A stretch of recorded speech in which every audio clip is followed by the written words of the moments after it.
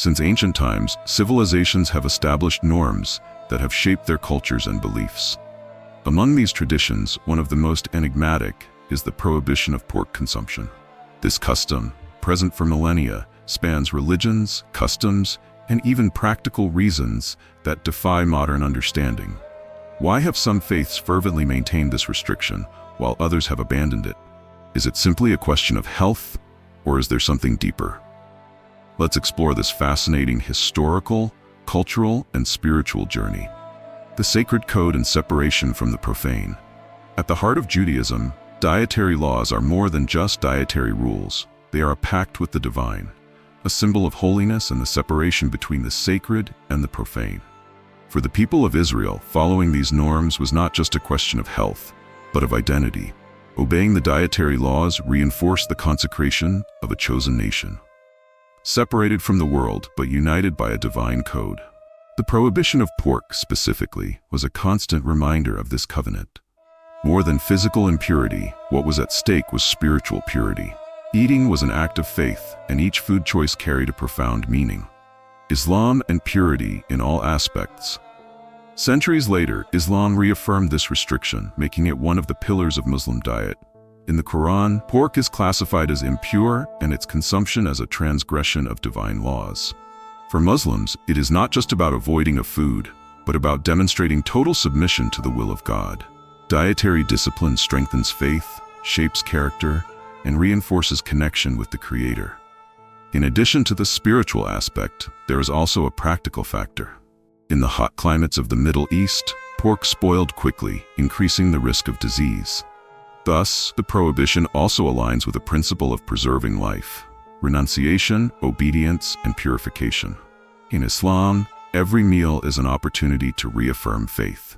Christianity breaking the old chains. But not all traditions have maintained this prohibition. In Christianity, dietary rules have been reinterpreted. In the early days of the Christian faith, a question arose: did followers of Christ need to follow the ancient Jewish dietary laws? The answer came through a new understanding. The real impurity was not in the food, but in the human heart. This change had a profound impact. By freeing itself from dietary restrictions, Christianity opened its doors to the Gentiles, expanding beyond Jewish borders. The focus shifted from the rule to spiritual transformation. It was no longer what went into the body that mattered, but what came out of the soul. Purity was not at the table, but in conduct and love for one's neighbor. Tradition or survival? The mystery behind the prohibition.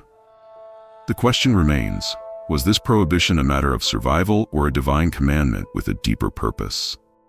In ancient times, with no refrigeration and water scarcity, pork posed a real risk. Diseases like trichinosis could spread easily.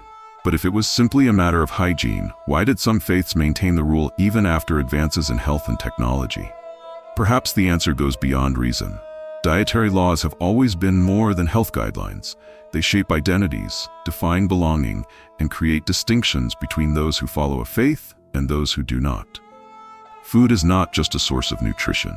It is a symbol. It is a statement of who we are and what we believe. What does this choice say about us? Today, this ancient prohibition still resonates. Orthodox Jews continue to follow the laws of kosher. Muslims maintain their commitment to halal.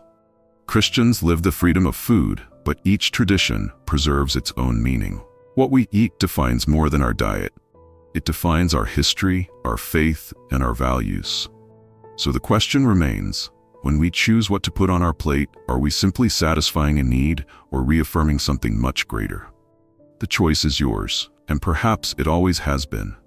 For more of the Word of the Lord, subscribe and delve deeper into the link in the video description.